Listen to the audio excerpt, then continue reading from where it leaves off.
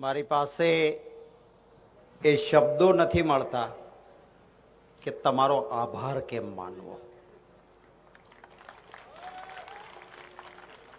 ગમે તેવું સારું પિક્ચર હોય ને, થિયેટરમાં આપણે જોવા જઈએ, બહુ સારું સક્સેસફુલ પિક્ચર હોય, પણ એ છે ને 2.5 કે 3.25 કલાકે પૂરું થાય. એમાં વચ્ચે ઇન્ટરવેલ આવે ને પોપકોર્ન ખાવા જાય ને 2.5-3 કલાકે પૂરું થાય. તમે 9:30-10 વાગ્યાના આવ્યા છો, આખા ગામમાં રેલી કાઢી છે, અને છતાં પ્રેમથી બેઠા બેઠા ભાષણ સહન કરો છો. તમને ખરેખર ધન્યવાદ છે. આપ સૌનો ખૂબ આભાર. લોકશાહી માટે આવી તપશ્ચર્યા કરતા હોય એ ઉમેદવાર એકલો ઉમેદવાર ન લડે, આ બધા બેઠા છે એ ઉમેદવાર છે, એ લડી રહ્યા છે. અને વિજય થશે એ ચંદનજી ઠાકોરનો નહીં, પાટણના આપ સૌનો એ વિજય હશે. સદારામ બાપાના મેં આશીર્વાદ લીધા છે. કહેવાય છે ને, સંત ન હોત સંસાર મેં તો જલી જાત બ્રહ્માંડ. એવા સંત હતા કે એને પરચા પણ આપ્યા હતા, અને ગમે એવો વ્યસની હોય ને એને વ્યસન છોડાવવાનું ઉત્તમ કામ પણ સદારામ બાપાએ કર્યું. આ વિસ્તાર એનું ઋણ ક્યારેય ન ભૂલી શકે. પ્રવર્તમાન ગાદીપતિ દાસ બાપુ બેઠા છે અહીંયા આગળ, ત્યારે આવા સદારામ બાપુના કામને લઈને ચાલતા કામોમાં જે માણસ ટ્રસ્ટી હોય એની જામીનગીરી બીજા કોઈ આપવાની કોઈ જરૂરિયાત ના હોય. એ સદારામ બાપાના સંસ્કાર હતા કે માઇક ઉપર આવતાની સાથે એને કીધું કે સંસદ સભ્ય થાઈશ તો મારો પગાર હું નહીં ખાઉં. સંસદ સભ્યનો પગાર મારા માટે નહીં હોય, મારા વિસ્તારના જે શિક્ષણના કામો માટે, ગરીબ છોકરાઓ માટે મારો પગાર હું આપી દઈશ. આ વાત કરી છે માણસ. અભિનંદન છે. ખૂબ બધા આગેવાનો બેઠા છે. ભાઈ જગદીશભાઈ ઠાકોર અને જિગ્નેશભાઈ મેવાણી એ વાત કરી. આખી હરોળ એવી છે, પાછળની હરોળ એવી છે, સામે બધા એટલા બધા બેઠા છે. મન એવું થાય કે બધાના નામ લેવા જોઈએ, પણ સમયને ધ્યાને લેતા કોઈના પણ નામ લેતો નથી. ઉપસ્થિત મંચ પરના મહાનુભાવો, મારી સામે બેઠેલા તમામ મારા વહાલા ભાઈઓ બહેનો, પત્રકાર મિત્રો અને યુવાન સાથીઓ, લાંબી વાત કરવી નથી કારણ કે ખૂબ વાતો થઈ છે. માત્ર ટૂંકમાં 2-3 મુદ્દાની વાત કરીને મારી વાત પૂરી કરીશ. લોકશાહીમાં જનતા જનાર્દન મહાન છે, લોકો મહાન છે, કોઈ શખ્સ કે કોઈ પક્ષ મહાન નથી. સત્તા મળે તો લોકોના આશીર્વાદના કારણે મળે, એ ન ભૂલવું જોઈએ. આંબા ઉપર કેરી આવે, આંબો નીચે નમે છે, એમ લોકશાહીમાં સત્તા મળે તો વધારે વિનમ્ર થવું પડે, નમીને ચાલવું જોઈએ. પણ સત્તા મળે અને અહંકાર આવે, અને કોઈ અહંકારથી એવું બોલે કે 26 લઈ લેશું, 5 લાખથી જીતીશું, આ અહંકાર છે. અને અહંકાર તો જેની સોનાની નગરી હતી એનોય નહોતો ટક્યો, તો આ ભાજપિયાનો ક્યાંથી ટકશે? અહંકાર ન જોઈએ લોકતંત્રમાં, વિનમ્રતા હોય એ લોકશાહીનો પાયાનો સિદ્ધાંત છે. અમને તમે જીતાડીને ઊંચા આસન પર બેસાડો, પણ એ આસન પર બેઠાડ્યા પછી જો અહંકાર આવે તો એ ઊંચા આસન પર બેઠેલાને ધૂળ ભેગો કરવાની તાકાત પણ જનતા જનાર્દન પાસે, આપ સૌ પાસે લોકશાહીમાં હોય છે. આજે ભારતીય જનતા પાર્ટીને અહંકાર આવ્યો છે. ઇલેક્ટોરલ બોન્ડ લાવ્યા, હપ્તાખોરી જેવું કામ હતું. કોણ દાન આપે, કોને આપે, કાંઈ કહેવાનું જ નહીં, ખબર જ ના પડે, છુપા રસ્તે આપવાનું. ભલું થયું સુપ્રીમ કોર્ટનું, કે સુપ્રીમ કોર્ટે કીધું કે આ તો ભ્રષ્ટાચાર કહેવાય, આવું ન ચાલે, ઇલેક્ટોરલ બોન્ડ જાહેર કરો. અને જાહેર થયું ત્યારે ખબર પડી કે ભાજપે શું કર્યું હતું. કે કોન્ટ્રાક્ટનું કામ જોઈએ છે, ચાલો 25% ભાજપના ધનભંડોળમાં આપી દો, ઇલેક્ટોરલ બોન્ડ થી પછી કામ મળે. સીબીઆઈ ઇન્કમટેક્સની રેડ કરવાની અને કે 5000 કરોડ રૂપિયા ભરવા પડશે. સરકારમાં એની અપીલ થાય તો કે ચાલો તમે 500 કરોડ ભાજપને ધન ભંડોળ આપો ને એટલે અપીલમાં 5000 કરોડમાંથી ઓછું કરી દઈશું. કોઈ કંપની બેનામી હોય જેનું આખું બધું જ શેર ભંડોળ માલ મિલકત બધું 135 કરોડ હોય તો કે એને 265 કરોડનું ભાજપને દાન આપ્યું. આવ્યું ક્યાંથી ભાઈ? આ કહેતા હતા ને, કાલા ધન બહાર નહીં રહેને દૂંગા મિત્રો. એ બધું કાળું ધન ભેગું કરીને ભાજપમાં નાખ્યું છે એમણે. ખબર છે તમને કેટલા પૈસા આવડે ભેગા કર્યા છે ભાજપ વાળાએ? 82 અબજ 52 કરોડ રૂપિયા ઓફિશિયલ આંકડો છે. 82 અબજ 52 કરોડ. અને બીજી તરફ આપણા કોંગ્રેસ પક્ષ પાસે થોડા ઘણા પૈસા હતા. હાવ નહીં ચાલે એવી મુદ્દો ઉભો કરી અને 11 એકાઉન્ટ હતા, બધા એકાઉન્ટ ફ્રીઝ કર્યા. આપણા ખાતામાં પૈસા હતા એ બધા ખાલસા કર્યા.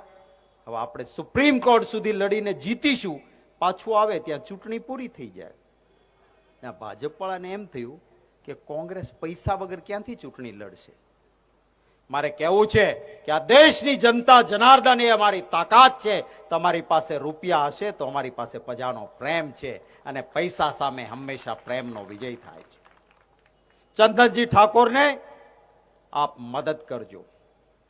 એ સદારામ બાપાનો સેવક છે, એનો ટ્રસ્ટી છે. આનું લેવાય નહીં, આને દઈ તો પુણ્ય લાગે. હો, નોટ પણ આપજો અને વોટ પણ આપજો. અહીં હું કહું છું તમને કે આ એક એવી વ્યક્તિ છે કે એનામાં નામ જેવા ગુણ છે. ચંદન ઘસાઈ જાય ને તોય શીતળતા આપે, એને તકલીફ પડશે તો પણ તમને પ્રેમ આપશે. ચંદન એ સુવાસ અને સુગંધ આપે. આ માણસ ગમે તેટલો પરસેવો વહાવશે પણ તમારા માટે સુગંધ પ્રાપ્ત થાય એની મહેનત કરશે, એનો મને વિશ્વાસ છે. અને આપણે કહેવાય છે ને કે પુત્રના પારણામાં અને વહુના બારણામાં, એમાં રાજકારણીના માઇકમાં, પુત્રના પારણામાં, વહુના બારણામાં અને રાજકારણીના માઇકમાં એને માઇક ઉપર આવીને કહ્યું કે મારો પગાર છે એ હું નહીં ખાઉં, મારો પગાર મારા મત વિસ્તારના લોકો માટે હશે. આ એની ખાનદાની છે. ત્યારે આપ સૌને વિનંતી કરું છું કે એમને મદદ કરજો. એ વિજય આપ સૌનો હશે ને એ સેવાની સાધના કરશે. અહીં અનેક વર્ગ ધર્મ જ્ઞાતિના ભાઈઓ બહેનો બેઠા છે. આ દેશની લોકશાહી એ તમામ લોકોને સાથે લઈને ચાલનારી છે. આપણા દેશનો અસલી ધર્મ શું છે? કે પરમ તત્વ એક છે. આપણે ત્યાં કહેવાય છે ને કે દેવી દેવતાઓના અવતાર હોય છે, એટલે કે પરમ તત્વ એક છે. જુદા જુદા નામથી અવતરણ થાય. કોઈ માતાજીઓના નામ, કોઈ દેવી દેવતાઓના નામ, કોઈ સંતોના અંદર પણ આપણે પરમ તત્વ આવ્યું છે એવું કહીને એને નમન કરતા હોઈએ છીએ. આ દેશમાં આ કહેવાય છે કે ઈશ્વર અલ્લાહ તેરો નામ સબકો સન્મતિ દે ભગવાન. આ આપણા દેશનો અસલી ધર્મ છે. કોઈ પણ માણસ, હું હિન્દુ છું, હું મારી માતાજીને પ્રાર્થના કરું, હું મારા કુળદેવીની આરાધના કરું તો મોક્ષની પ્રાપ્તિ માટે હોય. મતની પ્રાપ્તિ માટે હું મારા દેવી દેવતાને શેરીઓમાં ના રજડાવું. મત તો કામના નામે મંગાય, પણ કામની બદલે કારનામા કરે અને પછી રામના નામે રોટલો શેકવા નીકળે, એને ઓળખવા પડે કે નહીં? હિન્દુ ધર્મમાં સૌથી સર્વોપરી શંકરાચાર્યજી મહારાજ. એવું કહેવાયું છે કે 4 વેદ હિન્દુ માટે આખરી ગણાય અને આ 4 વેદોની જવાબદારી 4 શંકરાચાર્યજી મહારાજોને આપી છે. એ 4 શંકરાચાર્યજી મહારાજમાંથી એક પણ વ્યક્તિ અયોધ્યામાં મંદિરના ભાજપના તાઇફામાં ન ગયા. એમણે કહ્યું કે અધૂરું મંદિર છે, એની પ્રાણ પ્રતિષ્ઠા ન થાય. આ કહે છે કોંગ્રેસ વાળા ન ગયા. અરે ભાઈ, એક હિન્દુ તરીકે શંકરાચાર્યજી મહારાજ જે વાતની ના પાડે ત્યાં ભાજપ વાળા જઈ શકે, કોંગ્રેસ વાળો ના જઈ શકે. શંકરાચાર્યજી મહારાજે કીધું કે ઘર અડધું થયું હોય તો વાસ્તુ લઈને રહેવા જઈ શકાય, બાકીનું પછી કરી શકાય.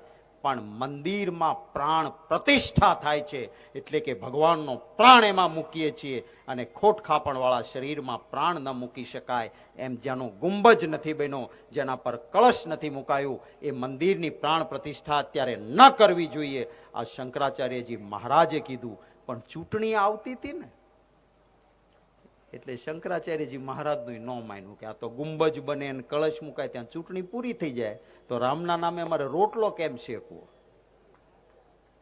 આ ધંધો કર્યો છે એમણે, એમને ઓળખજો.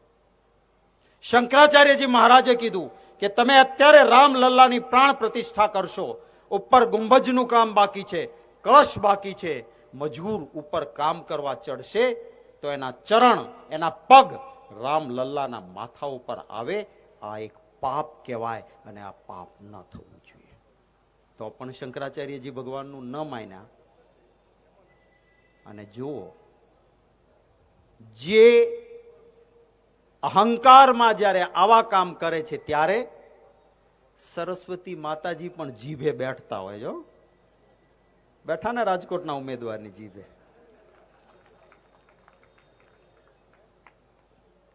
हाय गरीब की कदी न खाली जाए, मुए ढोर के चर्म से लोहा भी भस्म हो जाए. ભારતીય જનતા પાર્ટીએ મુઠ્ઠીભર ધનપતિઓને માલા માલ કર્યા છે, પણ મારો ખેડૂત ભાઈ મહેનત કરે, એને કહ્યું હતું કે આવક બમણી કરશું, એનો ખર્ચો બમણો થયો, આવક બમણી નહીં થઈ. કહ્યું હતું મોંઘવારી નાબીદ કરીશું, ગેરંટી છે, ભાજપા આએગી મહેંગાઈ જાએગી, આવું કહ્યું હતું. અને 400 રૂપિયાનો ગેસનો બાટલો 1100 પહોંચાડ્યો ને. પેટ્રોલ ને ડીઝલના ભાવ ક્યાં ગયા? 2 કરોડ નોકરીਆਂ ખોલ દૂંગા કહ્યું તું, ગેરંટી આપી હતી. અરે હતી એની નોકરીઓ વહી ગઈ, 2 કરોડ નોકરીઓ ખોલાણી નહીં. કહ્યું હતું टास्क फोर्स बनाएंगे, काला धन वापिस आएगा, यूं ही देशवासी के खाते में 15-15 लाख आ जाएंगे. કહ્યું હતું ને. આવ્યા કોઈના ખાતામાં 15 લાખ? આ નીચે બેઠા એમાંથી કોઈનામાં આવ્યા? આ બાજુ કોઈને આવ્યા? હવે કોઈ ભાજપને મત આપ્યો એને પૂછજો કે અમે તો કોંગ્રેસની સભામાં ગયા હતા, કોંગ્રેસ વાળા છીએ, તમે તો કમળ વાળા છો, અંધભક્ત છો, બેંકની પાસબુક બતાવો તો કે 15 લાખ આવ્યા.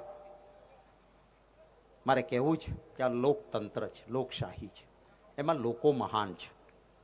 આપ વિચારજો, જે માણસે 3268 દીકરા દીકરીઓ ગરીબના શોધીને લગ્નો, સમૂહ લગ્નો કરાવ્યા હોય, એવો આ ચંદનજી ઠાકોર છે. એને આપ ઓળખો, એના પંજાના નિશાન ઉપર મતો આપજો, એને વિજયી બનાવજો. એ પછી રઘુભાઈ કે કિરીટભાઈ જેવા કે બળદેવજી એની વાત કરશે તો પાર્લામેન્ટમાં તમારો અવાજ બનનારો વ્યક્તિ એ ચંદનજી ઠાકોર હશે.